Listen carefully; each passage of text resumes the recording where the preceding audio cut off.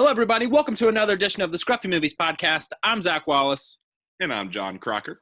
And if you have any kind of social media, you've most likely seen the topic of today's podcast in some form or fashion, and that is going to be Bird Box.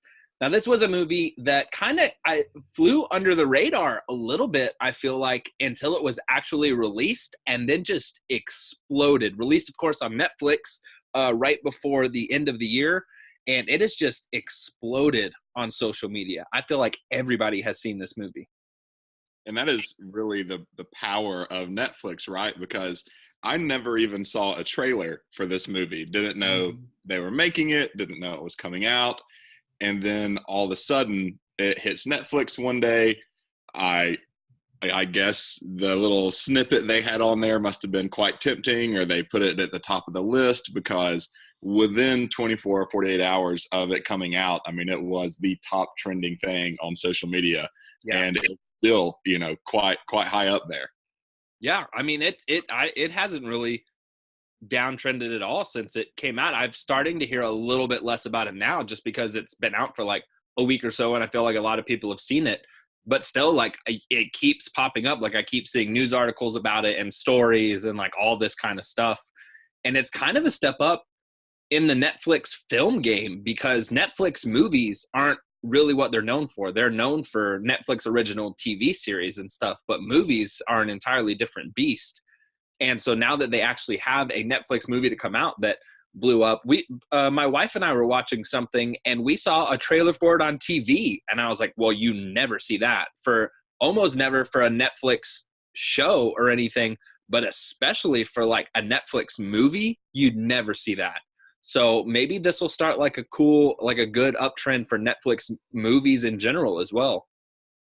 Yeah, totally. And one thing too about Netflix, usually with their stuff, at least in my opinion, is they haven't been getting like big name actors or actresses. So for Sandra Bullock to kind of step out, have a very successful film on Netflix, and I think they've done it maybe once or twice before with some big name people, but it's really it's showing that they are becoming more of a powerhouse, and that not only that, but the people in the industry are actually starting to trust them more.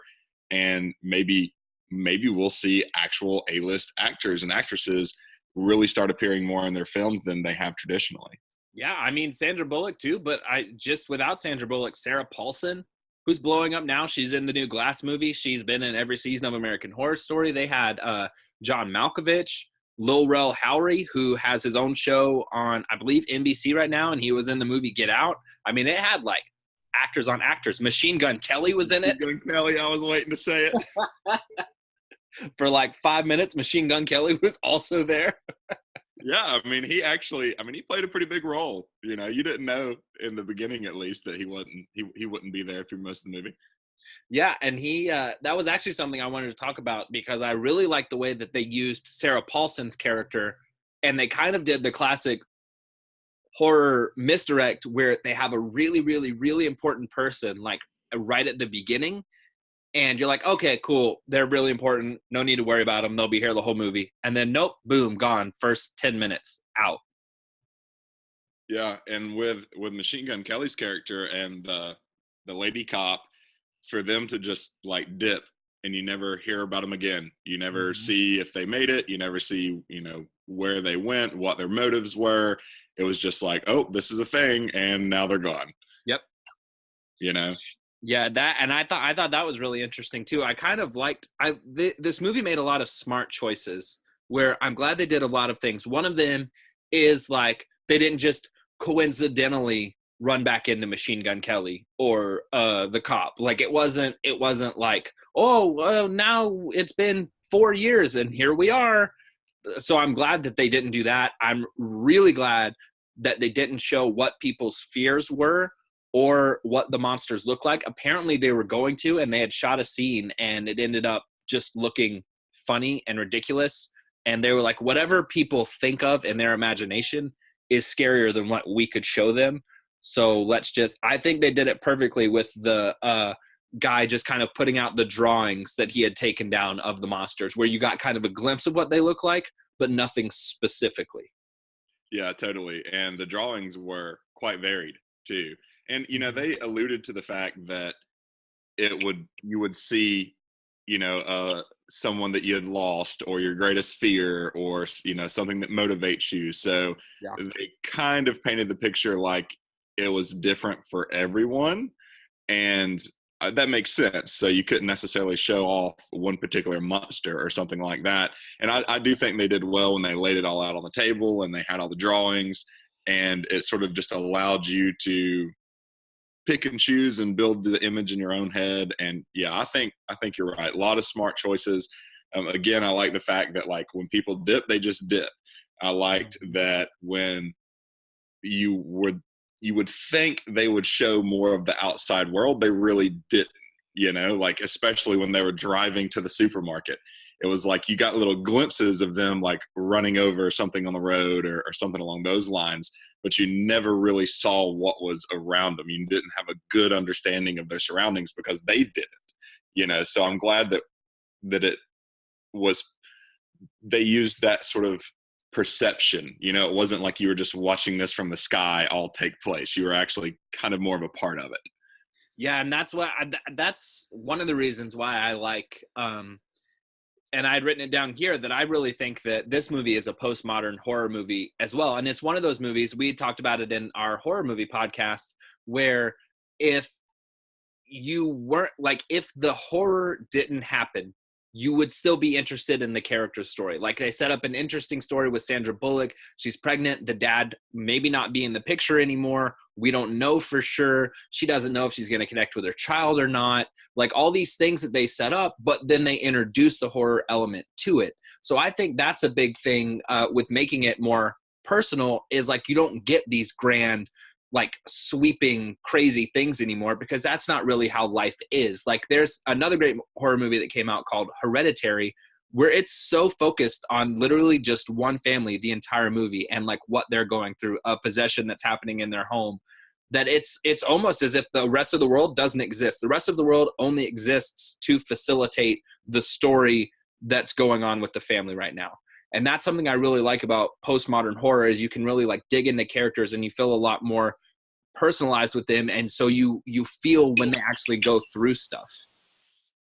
Yeah. It's interesting that you jump right into the horror thing, because when I got done watching this movie, one of the first thoughts I had was, I feel like I went to watch a horror movie and I wound up watching a thriller movie, which happens a lot. I mean, Yeah. there's a very thin line between that, but I didn't really get like the traditional horror vibe from it, and maybe that was because they did so well, and maybe I like my horror movies more on the thriller side, because it is less jump scares, it's more plot, it's more twists and turns, and that kind of thing.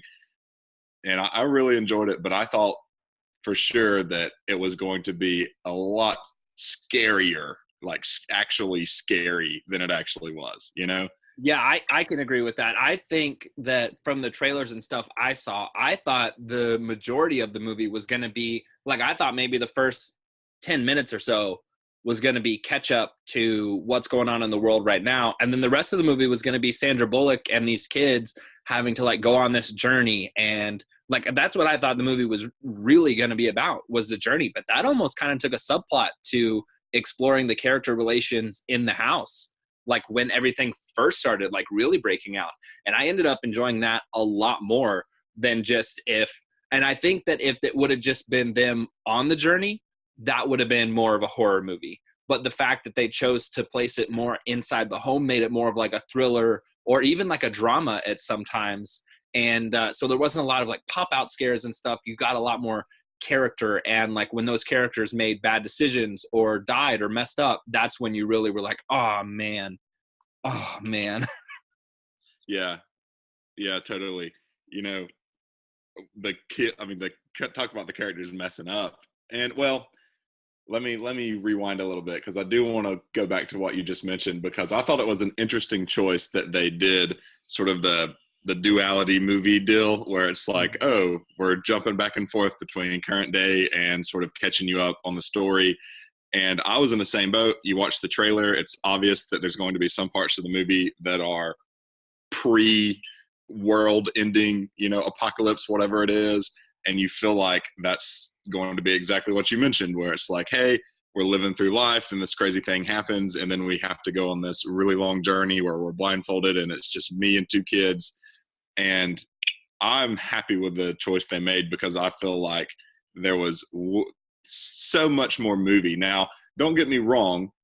One of, I guess, a critique that I would have or something that I wished they would show more of was the actual like looting and surviving and what happened during those 5 years where you have two hungry babies, how did all of that transpire? Where did you end up? What did you loot? Because surely like food would be bad by then, at least for the most part. They really didn't obey this rule, but the gasoline would probably be bad by then too, so it's like I wish that we would have gotten to see more of the survival, but I think you're right, that would lend itself to be more of a horror movie, like a horror journey movie than anything. But going back to what I was about to say when I first started talking, with characters making bad decisions, some of the kills in this movie were pretty awesome. Yeah, they were rough. And it was a cool take, because when you talk about horror movies and you talk about all your classic slashers and all of that, and all the cool kills and how they really ramp it up as movies continue, this one was a different take because everybody was offing themselves, so it like opened the door to all kinds of crazy new stuff. Like the girl that was just banging her head in the glass. Yeah, that's what I was that was like the first one you really saw, and I was like, oh, dude, like, all right, let's go down this road. We're on the journey now, Mm-hmm. Yeah, I and it's weird to compare it to, because I liked Bird Box a lot more than I liked the movie I'm about to compare it to, but I saw a lot of similarities between this movie and the Happening, with the M. Night Shyamalan movie with Mark Wahlberg, where the plants make you kill yourself. I saw a lot of similarities between this and that, because I understand in this movie that it's creatures, but like the alerting to the creatures was usually done by like leaves rustling, like wind blowing, which is the same thing that happened in The Happening. And then you'd see like trees start to move, which alluded to that the creatures were coming after you. But that's the same thing that happened in The Happening. And then once you were infected, it made you want to kill yourself. And so I found a lot of similarities between that movie and this movie, oddly enough. Yeah, I saw a lot of similarities between this movie and a lot of like the classic tropes. Like, I mean, the canary in the coal mine is like the obvious one, right? And they have the bird box, which I have to say, I thought would play a much bigger role than it actually did. Yeah, I thought it was going to be like an allegory for something. I didn't know that they were going to be referring to like a literal bird box. Me either. Yeah, I had no idea getting into the movie that there was a literal box with birds in it. Yeah. I almost expected the movie to end with like the birds going crazy to alert them that it's a dangerous situation and not a safe one when they finally get to where they're going, or like the bird box act more as a pivot point or a fulcrum, whereas in reality it's kind of part of their gear. Yeah, that was, and at the end of it, my wife, whenever they released the birds, my wife was like, oh man, I don't know how those birds survived. And I was like, it's because that they're CGI. Yeah, and that was the worst CGI in the entire movie is when they opened the box of birds and you saw the one like look up at you and tilt its head. It was just so obviously CGI. Well, I could tell it was CGI, but I actually thought it was pretty good CGI. For the rest of the movie, it was. That was the only time I was like, ooh, probably should have taken an extra couple of moments doing that one. Yeah, that was the only time in the movie that I was able to clearly spot out and be like, oh, CGI. And I don't know if they used it in any of the rest of the movie. It seems like a lot of stuff was done with practical effects, or like you don't necessarily get to see everything like up close, or like when the old woman starts stabbing herself in the neck, it doesn't like show you a close up of her face. You're kind of at the doorway more or less of the room watching it happen, and that makes it kind of scarier because you can tell that it's happening, but you can't see like the specifics of it, so you're just like, oh, okay, no, never mind. Yeah. I made a mistake coming in this room. Yeah, that was kind of crazy too, because that just had wrapped up sort of the entire birth scene, which I was very curious how they were going to pull that off. When you're looking at pregnant Sandra Bullock, and then you're looking, at the future when they're going on the river, and you're like, okay, you have two kids. And then you're like, oh, it's going to end up being twins when they're at the hospital and she's getting ultrasound done. It's like, oh, this is when we learn that they'll be twins or something. There'll be two of them. And then nothing ever gets said about that. And the movie just keeps going. And you're like, well, when's this second kid going to come in into play? And then it comes into the fold. And then you get through sort of the birthing process, which I don't know, might have been a little too convenient that they were both born like the same hour of the same day. Maybe just a little bit. Or perhaps that was serendipity or alluding to something else, or maybe there was a catalyst that caused both of them to happen at the same time and I just missed that. I don't know, but I thought that was almost a little too good.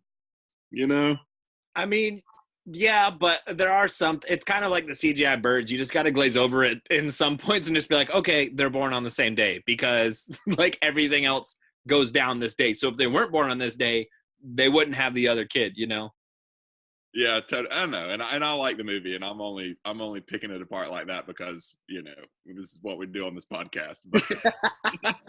That's I always like when people, it's like in a Superman movie or something, and somebody knocks over a glass of orange juice onto somebody else's dress, and they're like, oh my god, they just ruined that dress, and now they're acting like the dress is fine. I was like, there's a man flying in the sky. You're really concerned about the stain disappearing from somebody's dress? Yeah, or when Superman picks up Lois Lane and they fly around the city and then land and her hair is perfect. I forget who it was, but I was with someone once and they were like, her hair would be so messed up. And it's just like, okay, yeah, you're right, it would be. There's also not a flying man in our world though, so just like some liberties the story takes. Yeah, exactly. God, who is your favorite character? I wrote his name down specifically because I wanted to talk about him, but definitely Charlie. Dude, you took mine. That's who I was gonna say. He's the one I relate to the most, and this comes from me being a kid. I would always relate to the chubbier funny guy, or like the downtrodden nerd. Like I would always relate to them more in any movie, like any horror movie. A lot of horror movies in the late 90s, early 2000s, they always have some kind of relatable chubby guy or nerd or something like that. And so I always relate to them. So when Charlie popped up, and I used to work at a grocery store for like 2 years. I worked at a grocery store, and he popped up working at a supermarket and was kind of this nerdy, like funny dude. I was like, oh man, that's my guy. And then he sacrificed himself, and I was like, oh, damn it. Like I was so sad. I was more sad when he died than anybody else. Yeah, me too. And especially because he did it in a sacrificial way. And again, it's like they choose to, instead of show too much, they use the lack of content to their benefit, where Charlie runs through the door, you never see him again. You just see the blood, and then that's it. They go about their merry way. And at that point, I don't think it's really even made clear that there are people running around that are somehow immune to this thing. It's not, and that was actually a big point in like the present day, more or less, story where they're traveling to the sanctuary, where the man walks out into the boat and he stops the boat and he's like, they're beautiful, take off your blindfolds.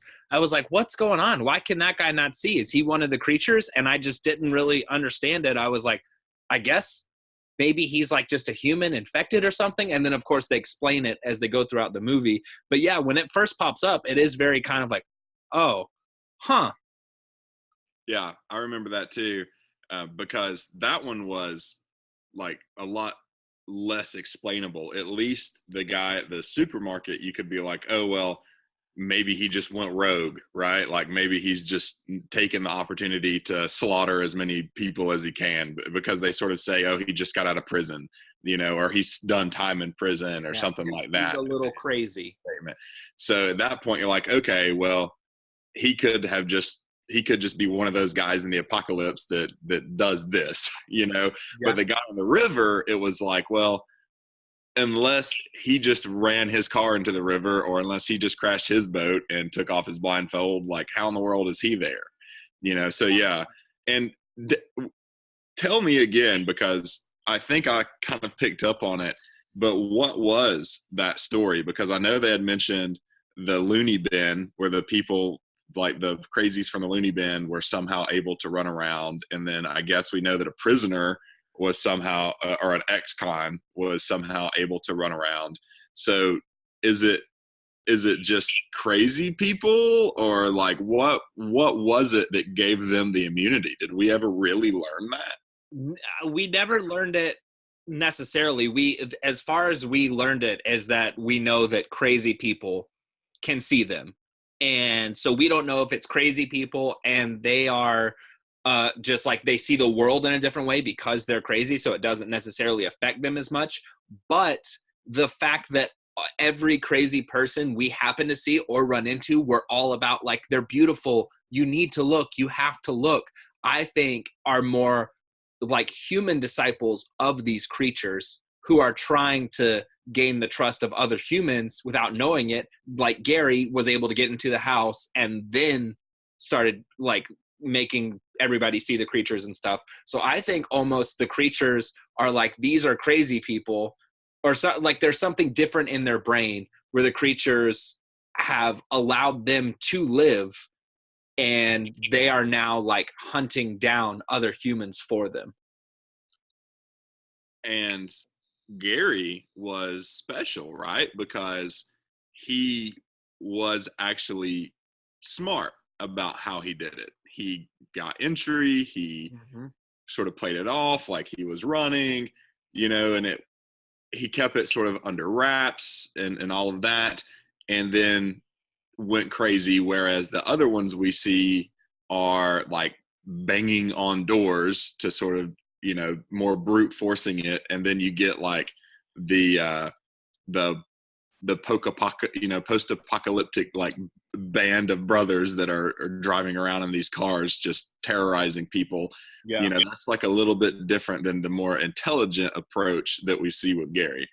Yeah. And that could be something too. I mean, they have a world of mythology to keep exploring, because that could be something too. Maybe Gary's story where he was like a financial analyst or something, and he had gotten out of town, and then crazy people made him look at the monsters. So maybe it's something to do with like, as Gary ran away, he just caught a glimpse, but it wasn't enough to make him want to kill himself. It just drove him mad. Like there's a whole world of mythology they still have left to explore about these monsters and everything. Where did they come from? Like they never answer a lot of questions, which I liked in this movie. But now that we've introduced, maybe it's time to explore some of those deeper questions in the next installment, if there is one.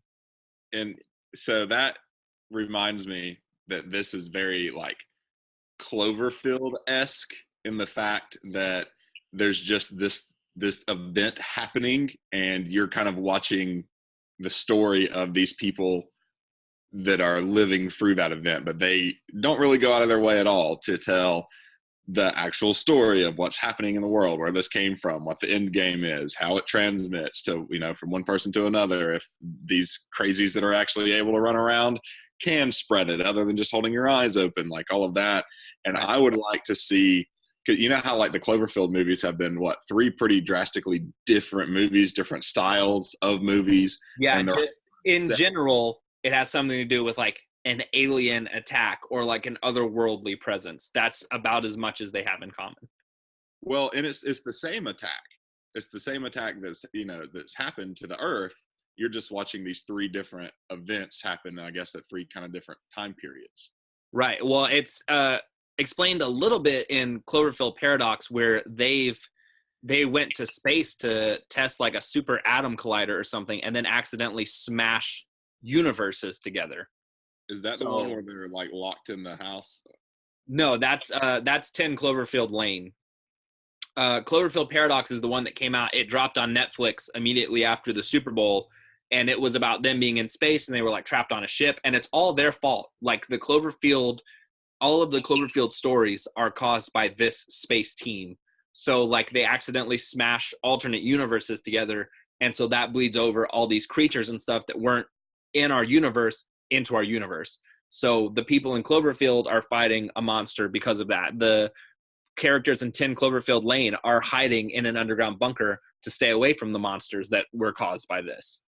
And then the original Cloverfield was more like Blair Witch style, like actually what's happening as everything just burns to the ground. Right. What's happening like ground level in New York. And I think Bird Box has that kind of same situation going on right now, where clearly this is happening all over the world. It started in Russia and Europe. We saw at the beginning of the movie. So they could literally go anywhere to any group of people and tell another Bird Box story. Yeah, and that's where I was going with that reference. Is I would love to see the Bird Box universe be kind of like the Cloverfield universe, where you can have these totally different stories, but they're all taking place in the same world. So you're not sort of sequestering yourself into making the same movie over and over again, or making Bird Box 2 with Sandra Bullock. You know what I mean? Yeah, I do want to see more from the Bird Box universe. I definitely don't want to see more of like, oh no, the sanctuary's gone down, we have to walk through the woods again in blindfolds, you know? Like, but this time with a bunch of children and women, and it's like, you know, Robin Hood with them living in the woods. Right. Like I wouldn't be sad to not see Sandra Bullock come back, and she played an amazing role in Bird Box. But I really feel like you just said, the universe is ripe for the picking in this story. So I would love for it to take the Cloverfield route and just start going in all the different directions. And maybe Sandra Bullock pops up as like a minor character, but I really feel like her character story is done. But the stories of Bird Box aren't necessarily finished. Yeah, exactly. Because there should be shelters like that, you know, all across the globe. There's other people that have probably survived on their own. I mean, you can get real crazy with it. I mean, you could go sky's the limit, you know? Yeah, what happens to Daredevil in this universe? What happens to Daredevil? He would probably be the only superhero left other than Superman, because Superman is basically just invulnerable.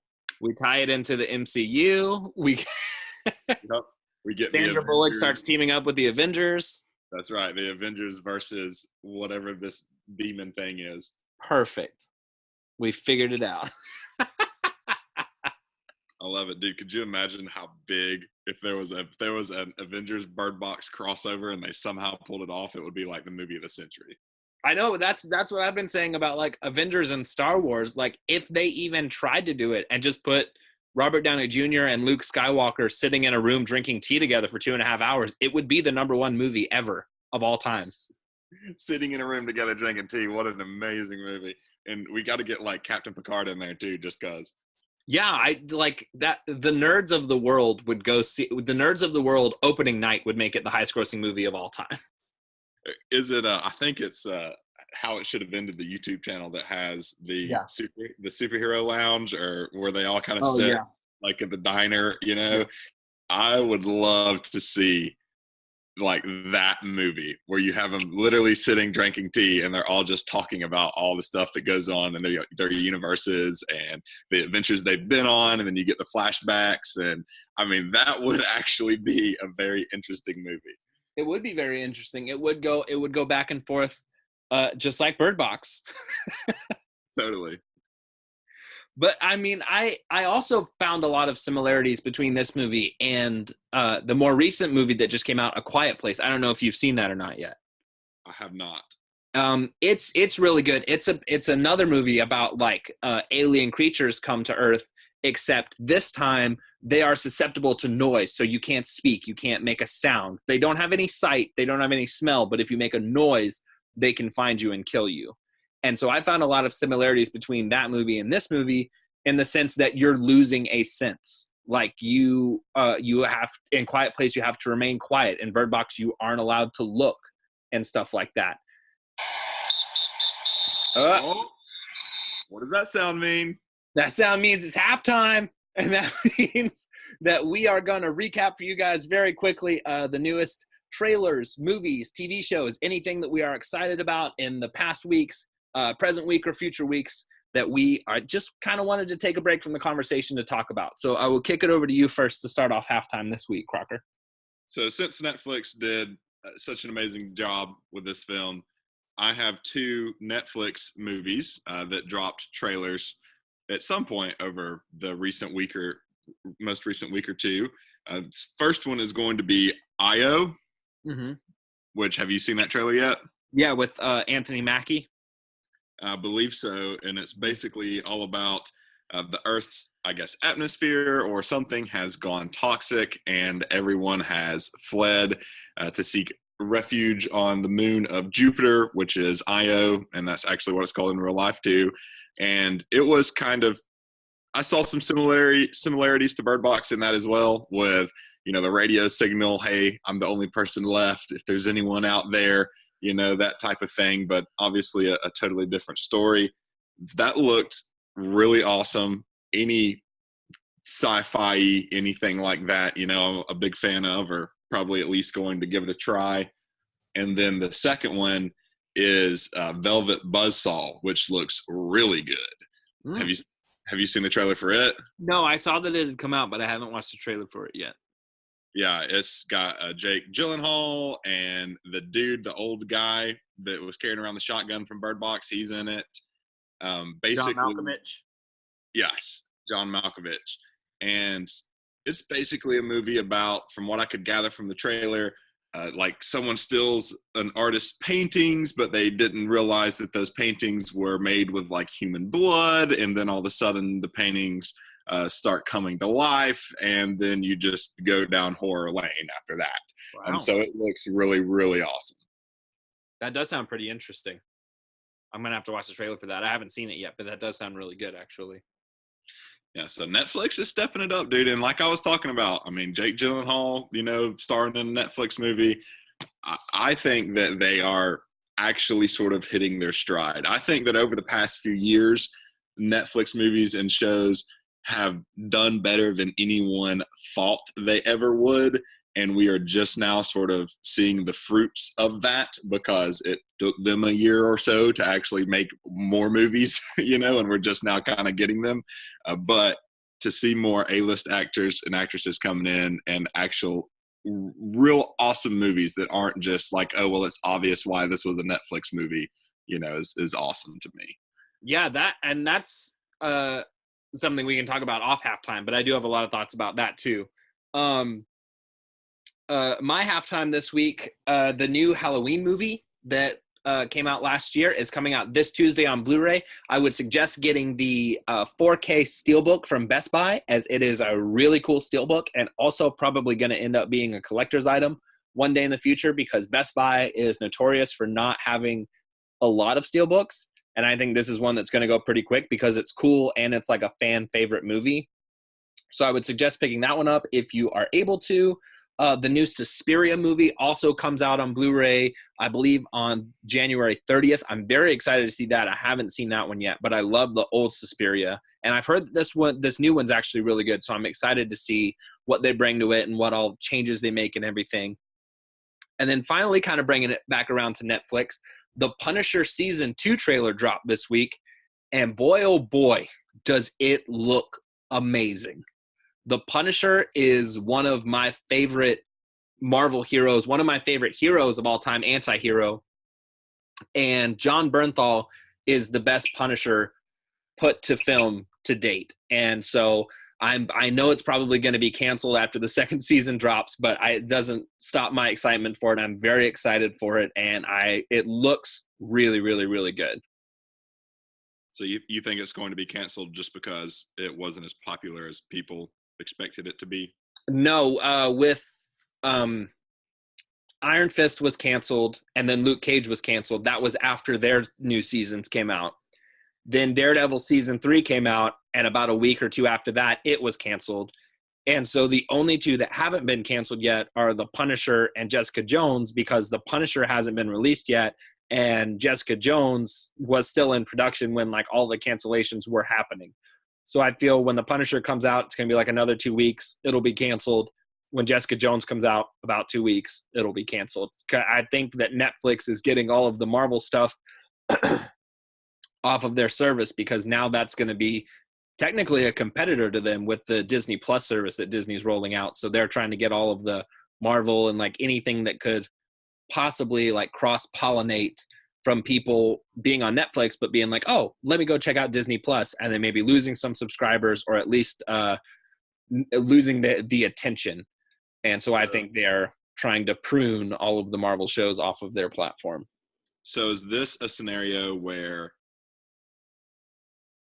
because Disney now owns all of that, we will see all of these shows on the new Disney streaming, even though they've been canceled? Or is all of this actually owned by Netflix? Disney and Netflix have a deal which basically says that Daredevil, Jessica Jones, Iron Fist, and Luke Cage were exclusively licensed to Netflix. That was the only place the characters were allowed to appear in movies or TV series for, I believe, 3 years or something like that. And so if they were ever taken off the platform, it would be a 3-year wait until they're able to use those characters again in a different medium. But The Punisher was not included in that original deal, because he was technically a spinoff of Daredevil season 2. He was never included in the original Defenders lineup or deal that Netflix struck with Disney and Marvel. So I hope that we get to see more of these characters in the future. I hope maybe Netflix is just like, you know what, guys, do your thing. I don't think that they're going to be that way. But at the very least, bare minimum, hopefully we get more Punisher stories at the very least. Yeah, no kidding. Because that would just suck if like Daredevil was gone forever. Yeah, You know? and I feel like they really some of the seasons of all of the Defenders on Netflix were better than others, but they have a really good casting of everybody, I believe. I believe all of the people that are casted fit their roles really well. And so to lose these TV series is kind of like losing the actors, and I think that would be a big hit, especially to Charlie Cox's Daredevil, who's an amazing Daredevil, and to John Bernthal Punisher, who plays Punisher. So will these stay on Netflix forever because Netflix has the rights to them, or after 3 years is up, they go back to be property of Disney and will be put on the Disney streaming service and potentially added to in the future? That I don't know, because I know that for a lot of like TV series that come on traditional cable, it's like Warner Brothers owns Big Bang Theory, but CBS just pays for the rights to air it on their station. You know, that's why you see a lot of like when shows get canceled, they get picked up by other networks and stuff on cable, or even they come to Netflix sometimes. But Netflix might have a different deal where, because I mean, if Big Bang Theory moves off of CBS, it's the same thing that just happened in Brooklyn Nine-Nine. Brooklyn Nine-Nine was canceled by Fox, but then immediately picked up by NBC. So it's like the show never ended. It just moved stations. So Fox just doesn't show it anymore because it's not its home anymore. NBC does, because that's where they're producing it now. But Netflix has a weird thing where like everything's just readily available. It's called specifically a Netflix original. So I'm not sure how that's going to work out. That is sort of the thing that keeps coming back in my head, because I'm thinking that this is a unique scenario, not the same as traditional TV, because Netflix had a hand in the development of this show. Yes. But if that's not true, if they just get to put that Netflix original badge on it because it was should have been labeled a Netflix exclusive, then that's a totally different story. And we do see that sometimes Netflix has shows that they'll pick up from from the UK and stuff that was produced on a channel specific to the UK that Netflix will pick up for American distribution. So in America, it's called a Netflix original, even though it's technically not. The DC Universe TV series that was just produced, Titans, the live action show of Teen Titans, was just released outside of America to all the Netflix platforms as a Netflix original. Even though DC Universe technically produced it in America, Netflix just got the outside America streaming rights to it and are calling it a Netflix original. Well, my hope is that they'll all just be passed over to the new streaming service and they'll be able to pick up and run with those characters and keep making awesome shows. That's my hope as well, but I guess we'll see, because I don't know what Netflix is going to do. I'm sure a quick Google could probably answer this question, but it's much more fun to talk about it. Awesome. Well, are there any other points you want to make on Bird Box here? No, not much. We covered pretty much everything I had written down. The last thing I have is just my quick pitch. Yeah, that's what I was thinking we might want to roll into here. Before we leave Bird Box for good, I think it is obligatory that we mention the Bird Box Challenge, because that has taken over the interwebs. Yeah, that's I Googled Bird Box right after I got done watching it for this podcast today to look up some more stuff about it. And the first article I saw was about a teen that took the Bird Box Challenge and was driving around blindfolded and caused like a 4-car pileup and was probably going to prison because of it. Yes, I love the world we live in. People are crazy, dude. People are absolutely crazy. But yeah, that's also taking the world by storm. So Bird Box is, I think, here to stay in the cultural lexicon. I think so too. It's more fun just to get on Instagram and watch all the dumb people do funny things while they're blindfolded. It's kind of hard to say anything specific like that. I didn't know that there was a story that big out there about it, but I'm glad I brought it up. Yeah, that's just what I saw. So it's just recently happened as well. All right. So for this week's quick pitch, I really didn't have a whole heck of a lot of time to think about it, because I did watch Bird Box actually earlier today, and we rolled directly into recording this podcast. But I would think, obviously, my quick pitch is going to be about a thriller horror style movie, sort of in the same genre, same vein as this.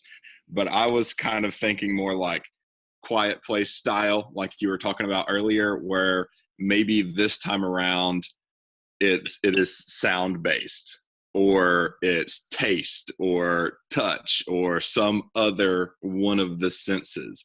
And this also kind of goes back to the conversation about, the greater Bird Box universe. Like, maybe in the future, maybe they just had to get hold of the planet and kill off the masses, and then there are these small holdouts that actually need a bit more like something or other to penetrate. So maybe they get those guys that are running around, the crazies, and like empower them to be able to make a sound. Or if they touch you, then all of a sudden, you get consumed by whatever this thing is. Mm-hmm. And it would just sort of lend itself to adding another element. And aside from that, I'm thinking, I don't want to parallel Cloverfield too much, but like, what happens to the people that are in space? Like, what are the guys on the ISS doing right now? Because they can working, apparently. The GPSs work great. Exactly. But they can see the Earth, like they can look out of the window and see it, but like, is that quote unquote outside? Because they're technically like in the void of space. Yeah. So I don't know, man. I'm thinking maybe we get a Bird Box in space. You are going directly parallel to Cloverfield with that one. Yeah, I know. But that's the first thing I thought of, was like, well, I don't know if whatever this is could survive in the vacuum of space. There's no leaves and no air to rustle them with, up there. So my quick pitch, I also didn't think too much about it, because there just seemed to be such an obvious storyline left unanswered in Bird Box that I would like to see picked up for more or less a side quill. And that is, what happened to Machine Gun Kelly and the cop when they dipped?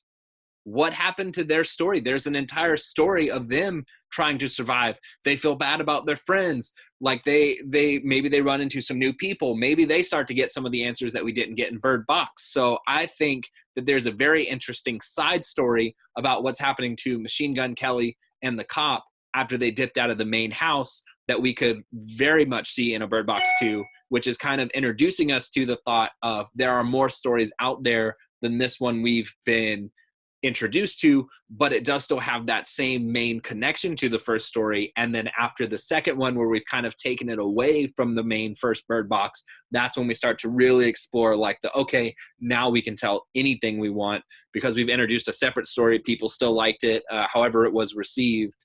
Now we can start moving on to like just clear other stories with no like direct connection to the first one. I love it. And even as you were saying that, I was thinking too, I don't know why, but for some reason, I want to know more about the feud that happened between the gay couple that were rebuilding their house and Malkovich. Like, I want to know more about that. I want to see what that structure was that he had to look at every day. And speaking of that, like how ironic that, and that literally just dawned on me as I said those words, that this happens and the reason why he was suing them when asked is because he would have to look at something every day, and now he's living in a world where he can't open his eyes if he goes outside at all. Well, and not to mention, if he hadn't sued them, they probably would have made that, and it would have made that house entirely unlivable for every person that it saved, because it was just going to be a giant glass structure opening to the house. Yep, exactly. It would have made the entire house unlivable for everybody. I could totally see this. You know how I think we were talking about last week or the week before, how Netflix is like kind of changing the game and how you traditionally consume things. Like, it's no longer you sit down and watch a 2-hour movie or, you sit down and watch a TV show. They are trying new things, like with, Yes, that's the word I'm looking for, where the cool sort of pick your own story, pick your own journey kind of thing. But I could see this having like a collection on Netflix where to be like, okay, you got to watch the first movie first. But after that, you got to watch Bird Box first. But after that, if you want to go watch the story about, the prequel of what happened between the feud, and maybe tells a bit more of everyone's story leading up to Bird Box, maybe that would sort of be in the list. And then you get one with the Machine Gun Kelly and the girl that dipped out. You could really kind of watch that at any time after you've had those seeds planted of what actually happened in Bird Box. And you could continue to sort of add stories to this and make it more of a collection of events that happen in this world, as opposed to a linear story that must be absorbed the way we've laid it out for you. So it's almost like an interactive television series. Yes. Yeah, that would be really cool, because then you could they should produce like a big map that when you click on Bird Box Collection, it opens up and it starts with Bird Box, and then you see all the branches start to come out from like all the other stuff. Like, it starts with 4 stories that branch off into 8, that branch off into 16, and it's like everything has kind of a loose connection to the first Bird Box because it started there. Then we go to Machine Gun Kelly's story. A story branches off of that one that has to do with a person he interacted with in that story. Then that starts their story. A person that they interacted with branches off into their own story. And so it's like an interactive TV series where you can follow all these different branches of stories and paths down this line, but it all starts with that first Bird Box. Yeah, I love it. Yeah, that would be awesome. That would be so cool. It would be really cool and totally interesting. I feel like you just said, if there's anybody in the world right now who's up to doing it, it would be Netflix. Yep. Agreed. All right, everybody. Well, that about wraps us up here. We hope you enjoyed listening. Please follow us on Instagram at ScruffyMovies. And Crockalicious. Please like, comment, and subscribe. And you've heard me talk about it a little bit, just the fact that we were going to do it. But Crocker and I are gearing up to do a 28-week digital code giveaway for you guys. And if you guys are counting out there, that's 6 months plus of digital code giveaways. We will be giving one away every single week All you got to do is listen for a specific code word in one of our podcasts. We'll tell you when it happens. You got to DM the YouTube channel, me or Crocker on Instagram. You'll be put into a drawing, and then we'll send one of you guys the code, whoever wins the drawing. That's going to start next week. And like I said, it's going to be going on for 6+ months. So lots of great codes for you guys. Codes like Black Panther, Thor Ragnarok, Venom, Mission Impossible Fallout, Teen Titans Go to the Movies. Basically, any movie that we've talked about on this podcast that's more recent, you have a chance to win a free digital copy of by listening to this podcast. I will get all the details out on my Instagram page sometime later this week. But like I said, that's something great to look forward to. We hope you guys enjoyed listening to this one, and we will see you all next week for another edition of the Scruffy Movies podcast and with a free digital movie code giveaway. Bye.